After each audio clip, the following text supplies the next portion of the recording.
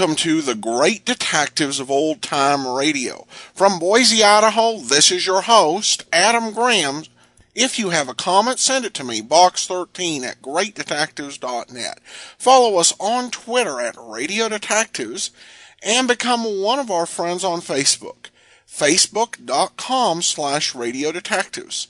Before we do get started, I want to let you know the show is brought to you by the financial support of our listeners, and you can support the show at support.greatdetectives.net. And our listener support campaign starts tomorrow. More on that after the show. Also, over at greatdetectives.net, be sure and check out my review of the Peter Lorre and Sidney Greenstreet film, The Mask of Demetrios. And you can get all of my articles automatically delivered to your Kindle and try that service out free for 2 weeks. Just search for Great Detectives of Old Time Radio in the Kindle store.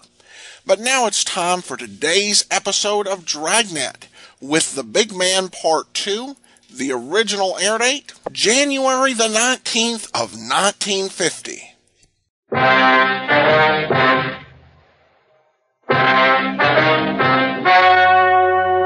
The story you are about to hear is true. Only the names have been changed to protect the innocent. Dragnet.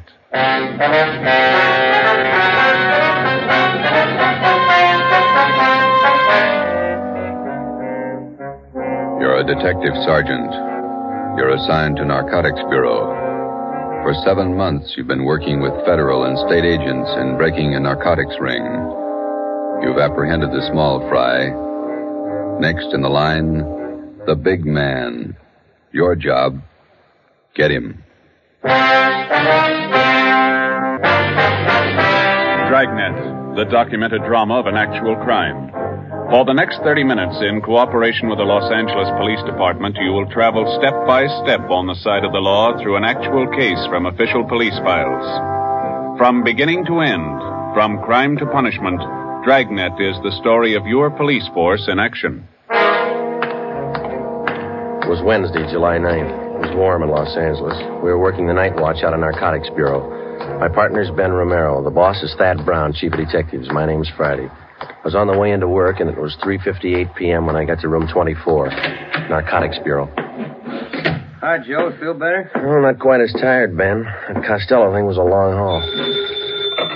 Narcotics Romero. Okay, Bigham. I'll tell him. Meeting's in 5 minutes. Chief Brown drove in. Okay, I want to pick up my stuff from the captain first. Hi, Skipper. Come on in. You look a little better, Friday. Get some rest? Yeah, a couple of good meals. That's the trouble with the Flats gang. They never knew where to eat. Sit down, Joe. I want to talk to you. We got a couple of minutes before the meeting. You'll probably be getting this all up and down the line from here in. Just want to let you know that we think you and all the men in the operation did a fine job. My part wasn't much. You did more than I did. Oh, we all worked, but you had the dirty end of it. Good job. Here's your equipment. You'll need it now. Oh, yeah, thanks. Badge, your ID card, your gun. 6 shells, that's all of it. Mm-hmm. That's it, thank you. You're back at it. Yep. Here's one for you. Look at this. What's that you got? Mug shot of a girl picked up in a narcotics raid last night. Oh, a pretty girl. Long blonde hair, beautiful eye. She looks young. High school girl? She was when that picture was taken, 1947. She was 16. Here, look at this one. Yeah, same girl. Yeah, that's the way she looked at 11:30 last night when we picked her up. She looks 50. 19 years old. 3 years on heroin. She might as well be dead. She is. 8 o'clock this morning. Let's go. It's time for the meeting. You just looked at the best reason I know of for getting Belmont. She get her stuff from Belmont? Costello was pushing to her. He got his stuff from Belmont. They all do. Well, let's go. Right with you. Anybody brief you on the Costello interview, Joe? No, not yet. Chief Brown will fill you in. Here we are.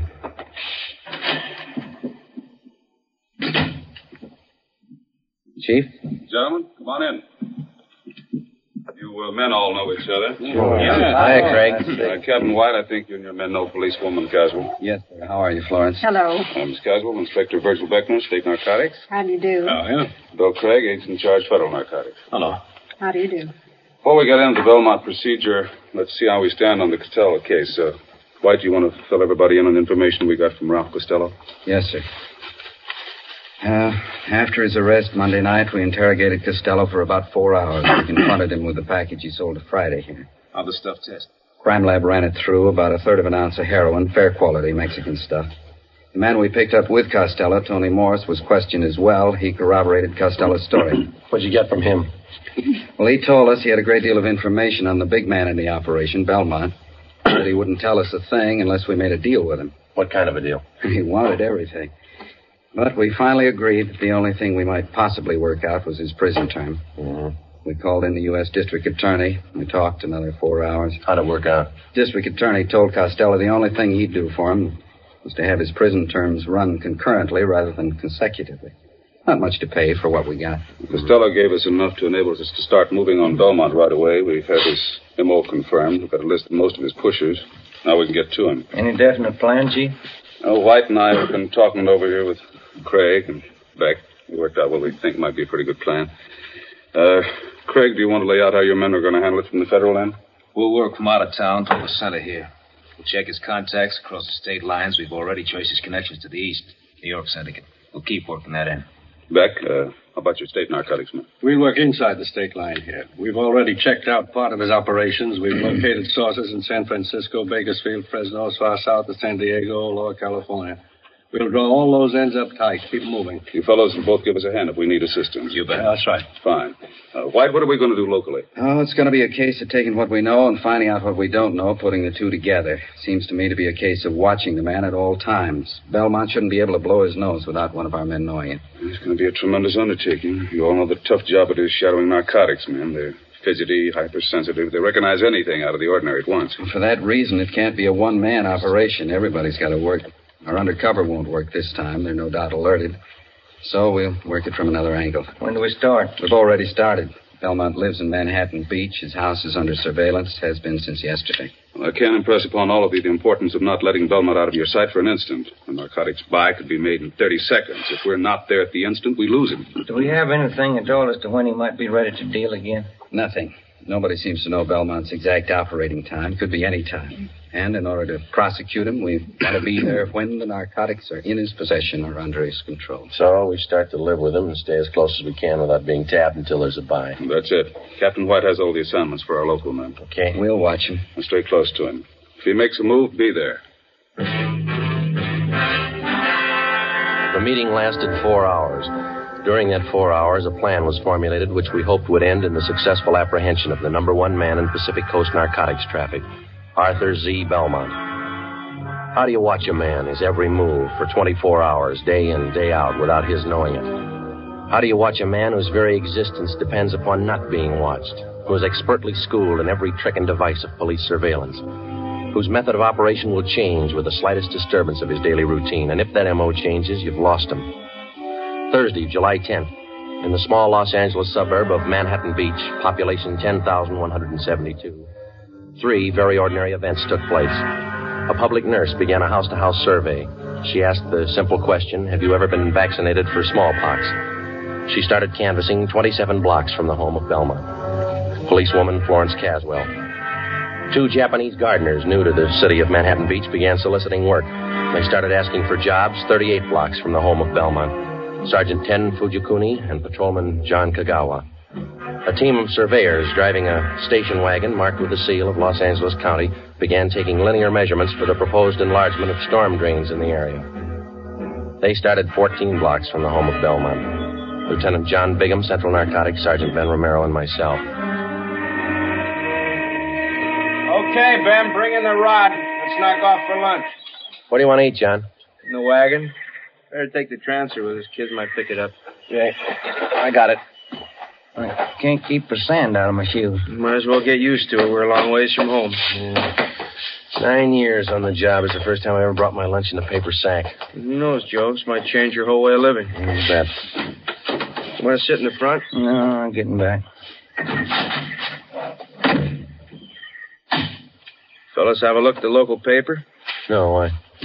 Manhattan Beach Sentinel, down the bottom of page 1 in the box. Read it. Yeah, let me see. Yeah. Mm-hmm. Yeah, it's good. What is it, Joe? Read it out loud. Well, it says preliminary work on storm drains started. Surveyors. Well, it goes on to say that surveyors have started taking measurements for the new drains. Captain White's idea had the story planted, even got a release from the Planning Commission. It won't hurt us a bit. Well, you said lunchtime. I've got enough here for the whole department. 4 hard-boiled eggs. See what kind of sandwiches I drew. Deviled egg. Look here. She even put them on egg bread. I hate eggs. Looks like the captain driving up the street. Mm-hmm. Yeah, that's him. Driving a city car. Chief engineer.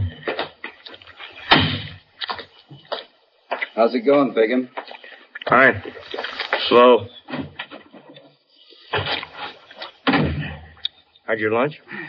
What do you got? Deviled egg sandwiches. Got plenty. Can't stand them. How about ham and cheese? Yeah, thanks. There you go.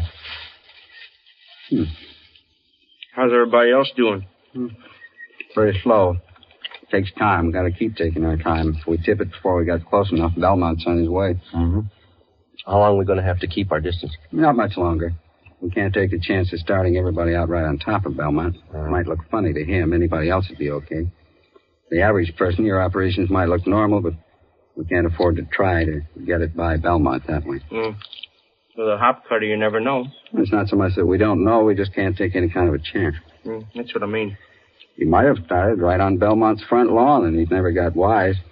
But we wouldn't want to risk it. Belmont been out of his house today? On the go quite a bit. Left his house at 9:13 a.m., went down to the ShopRite market, bought a half-pound of bacon, 2 dozen eggs, loaf of bread, whole wheat. Sergeant Hodges waited on him. He's clerking in the grocery department. Oh, yeah. Then he drove over to his neighborhood gas station, got a full tank of ethyl and 2 quarts of oil, 30 weight, drove home, got back at 9:42. Are you still there? Yeah. About time you guys were back at it, huh? Right. Okay, Ben. You want to grab some of the gear? Yeah. Hey, Joe. Give me a leftover bread crust, will you? I'll give him to Seagull. Yeah, sure. Here you go. Well, foot by foot, we're getting closer to Belmont. Hope nobody tips it. Nobody should, unless you don't trust those gulls. We surveyed the city of Manhattan Beach for 5 weeks. Policewoman Caswell, posing as a nurse, continued canvassing. Everybody concerned with the job of standing watch over Arthur Z. Belmont carried out their routine day by day. Daily reports came in from everyone in the operation. These reports would be sifted at Central Narcotics and progress reports compiled for the use of those in the field on the Belmont case. All police cars, as well as city cars, such as we were employing, were equipped with 3-way radio communication. All personnel were in constant contact with one another. Wednesday, August 12th, it was the decision of Captain Lynn White that the idea of our posing as city surveyors had been exhausted. Further use of this could possibly arouse suspicion. Belmont lived at 1227 Ocean Avenue. 2 days before we were called off the surveying job, the city leased the private residence at 1216 Ocean Avenue. A van load of furniture was moved in. Drapes and curtains were hung. Regular deliveries of daily newspapers and milk were made to the house. To all outward appearances, the house was occupied by an average family. Actually, it provided another blind from which we could continue to observe Belmont. Shortwave radio equipment was installed in an upstairs room.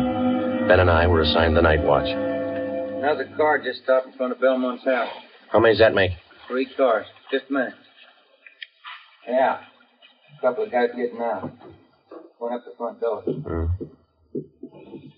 Where? Let me see, huh? Take a look. Watch curtain. Uh-huh.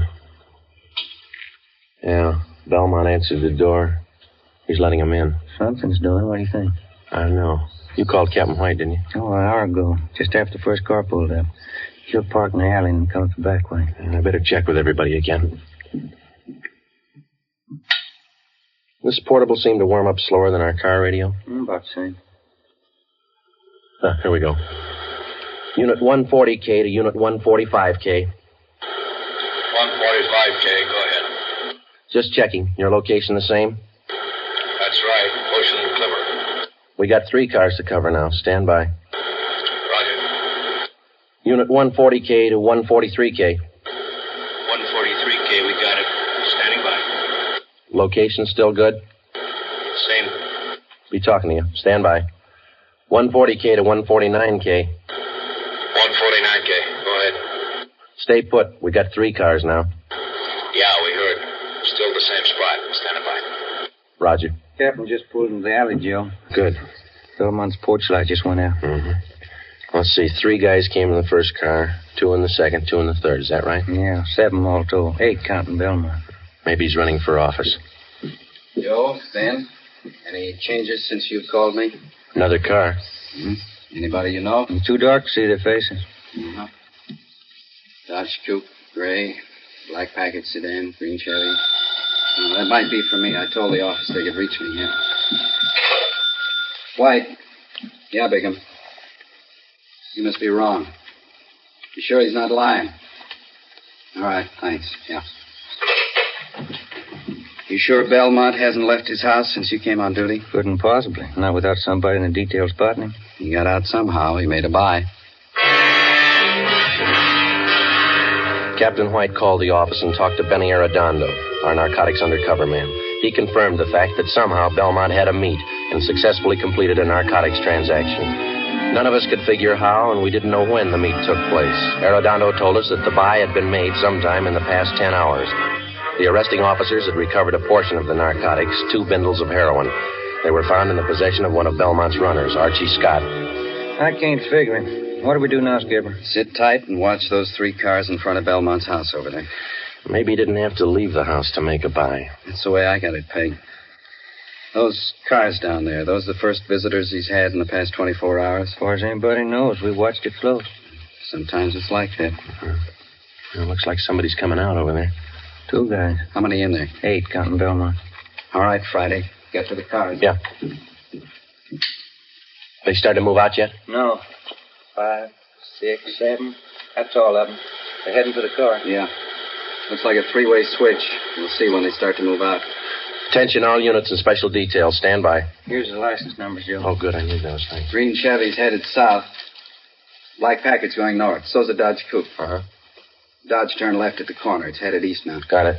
140K to all units and special detail. Unit 149K. 149K, go ahead. 1946 green Chevrolet sedan, license 61 William 852, headed south on Ocean. Roger. Unit 145K. 145K, go ahead. 1947 gray Dodge Coupe, license 1 X-ray 1898, headed east on Clipper Street. Roger. 143K, come in. 143K, yep. 1939 black Packard sedan, license 6 Mary 6778, headed north on Ocean. Roger.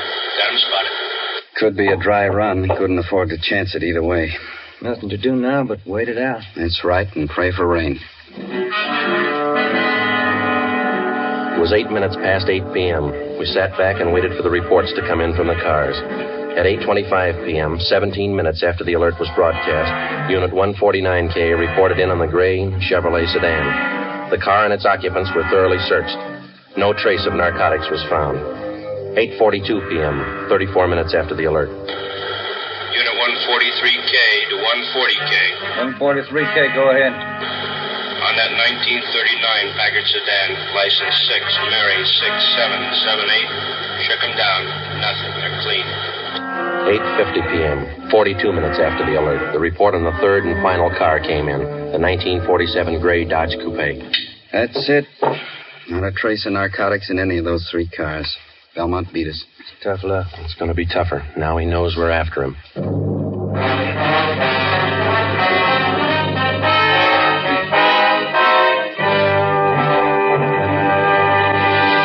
You are listening to Dragnet, authentic stories of your police force in action. The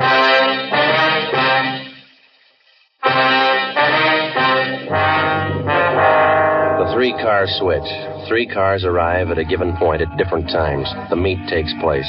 The drivers of the various cars leave the given point at the same time. Each drives away from the point in a different direction, making it 3 times as difficult to follow them. The practice was not new to the Narcotics Bureau or the dealers in narcotics.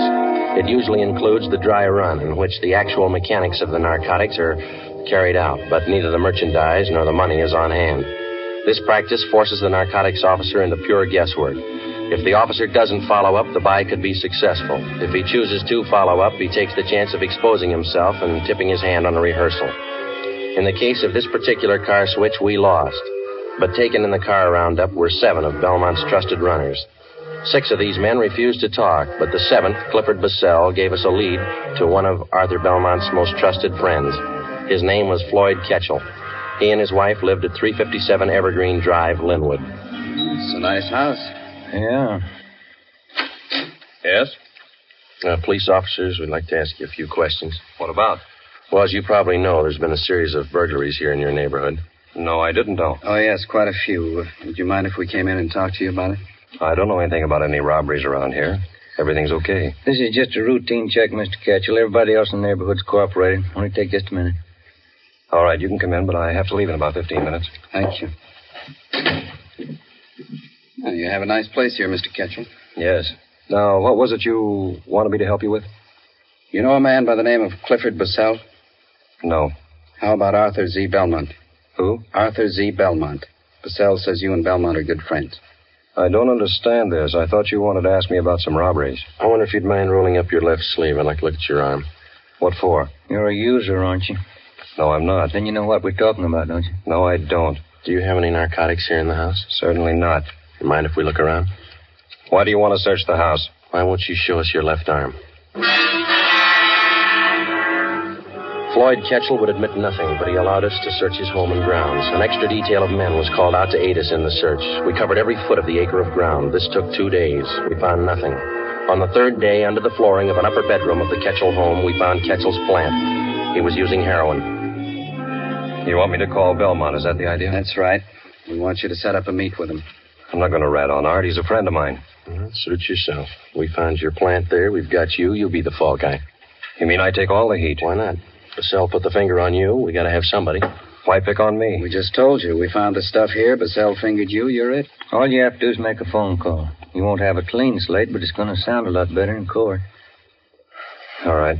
It makes sense. You know what to tell him. We've already been over all that. Call him now.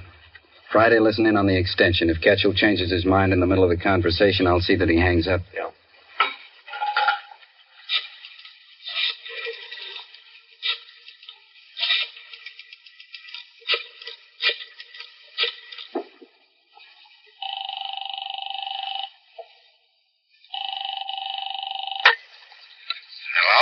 Hi, Art. Floyd Ketchel. Hiya, kid. Fine. How's Edna? She's fine, Art. Say, I got a friend on his way to Honolulu. Uh-huh. He wants to take a little package along. Gotta have it. You know him? Is he okay? Yeah. Old friend. You sure? Yeah. Have to be pretty careful. Got hit Wednesday night down the beach. Yeah? Who'd they get? Bassell and 6 guys from New York. Got off easy. It was a dry run. I didn't know that. Nothing in the papers. Isn't hit yet. It will. How much do your friend need? Going to be in the islands for quite a while, so there's a couple ounces should do it. You got the money now? He's good. Can you swing it tonight? Boat leaves from San Francisco day after tomorrow. Hasn't got much time, has he? Okay, you want to pick it up? Yeah. All right if I bring him along? I want you to meet him. Good customer. If you're sure about him, yeah. 8:30 at the store. We'll be there, Art. 1,100 cash. Yeah. Better be okay, kid. He is. Better be. I had one dry run this week. I can have another. 3:22 p.m. We took Mr. and Mrs. Floyd Ketchel back to Central Division, where they were booked on suspicion of violation of the State Narcotics Act. 4 p.m. We met in the office of Chief of Detectives Thad Brown. You need $1,100, is that right? Yeah, that's right. How much was in the Secret Service fund? $223. Allotment for this month's all gone. Well, where'd you get the rest of it? Haven't got it all yet. Romera's the banker. How you got it figured, Ben? Well, let's see. I got it all written down here. First off, we got $223 cash. And these fellows all gave us their personal checks. Jack Donahoe and Robert gave us $200. Johnny Bacon put up $100. And Captain White's in for $150. Joe put in $35, and 22's all I could swing. That's, $720. You need $380, right? Yeah, that's the way I got it figured. Okay, I think I can make up the rest. How about Wynn's Cadillac? He loan it to you? He's out getting it washed. It's 41, isn't it? Yeah, sedan. A little old, but it looks good when it's washed. Flashy. Oh, that's what you need. You going to make the byway? Yeah. Ketchel will be with me. Okay, it's all here, $1,100. Yeah, we've only got one hitch. It's 5 o'clock and the banks are closed. Yeah? Not much time to run around getting checks cashed. At It was 5 p.m. We had 3 hours to cash $720 in personal checks. We split up and covered every possible place in the city where we were known and where we knew they would cash them. By 7:45 p.m., we had the $1,100 in cash. The serial number on each bill was listed and the money turned over to Captain White. The scene of the meet was a hardware store on East 9th Street, which Belmont used as a front. Belmont's hardware was located in a small neighborhood shopping district. On Friday nights, the stores remained open until 9 p.m. Promptly at 8:30, Captain White and Floyd Ketchell pulled up in front of the store and went in. Ben and I waited in our car a half a block down the street. It was 8:35. There they are. They're coming out. Must have made the buy. Starting the car. Here they come. Watch for the skipper's signal, huh? Yeah. There it is. Let's go. Okay, pull over here. Come on.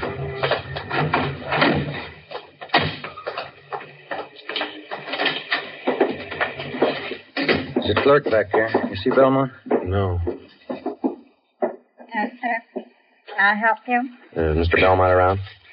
No, sir. He just stepped out. You sure? Yes, sir. He went out the back door not a minute ago. Bigham and Cassidy are out there, aren't they? Yeah, he won't go for it. Oh, there's Mr. Belmont.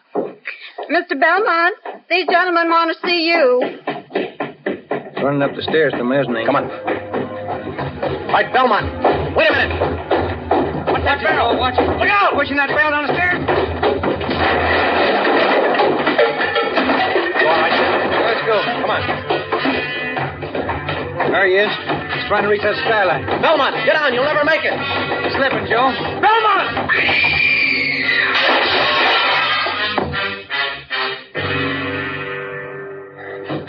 Come on.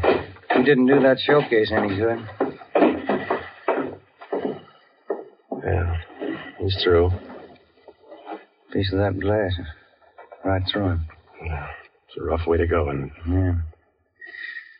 At least narcotics didn't kill him. Didn't it?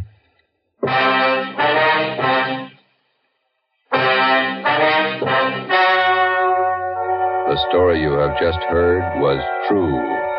Only the names were changed to protect the innocent. On December 10th, 1948, trial was held in Superior Court, Department 87, City and County of Los Angeles, State of California. In a moment, the results of that trial.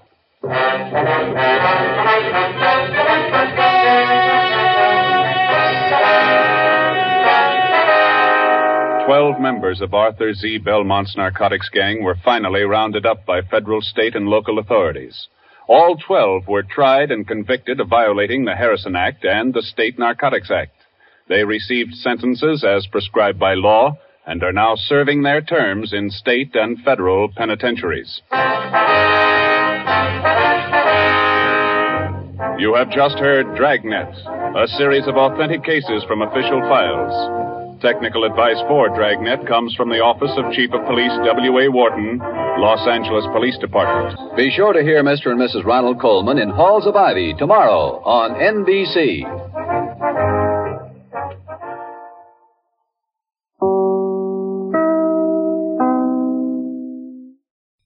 Welcome back. When I listened to this episode, I really had strong memories of hearing it the first time and how much I enjoyed it. And certainly a second listening doesn't hurt. This is very enjoyable. I actually enjoyed this more than the first part. It was part of Jack Webb's talent to take his own natural curiosity, combine it with dramatic skills, and take something that would perhaps be boring but make it interesting.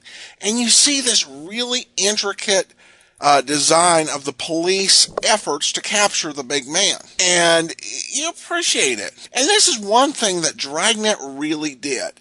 When it talks about your police force in action, long before there were police reality shows, there was this program which showed us step by step how they created this elaborate system, and learning about it and getting an inside track on how the police really operate. That really separated Dragnet from so many of its competitors. For many detective series, the focus would of course be just on solving the crime, and you'd find the solution through observation, through asking questions, and throw in some fisticuffs. Others, the focus would really be on the criminals and the dark deeds they committed and how crime doesn't pay. With Dragnet, it's on the police and how they operate. And the way that it shows us this is just very remarkable and incredibly appealing. And it really does work here.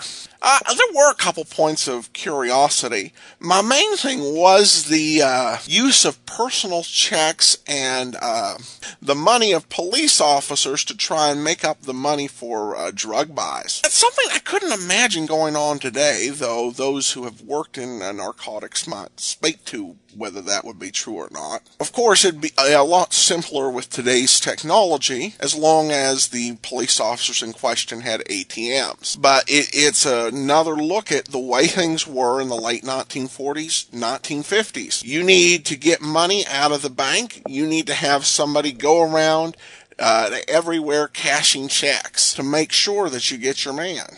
And probably on a bit of a lighter note, I felt a little sorry for Romero and Friday when the captain came around, talked to them, and told them to go back to work when they had just gotten on lunch. I would have felt like saying, okay, Captain, I guess a 4-minute lunch break is standard for surveyors. But I guess there are some things you wouldn't say to a captain.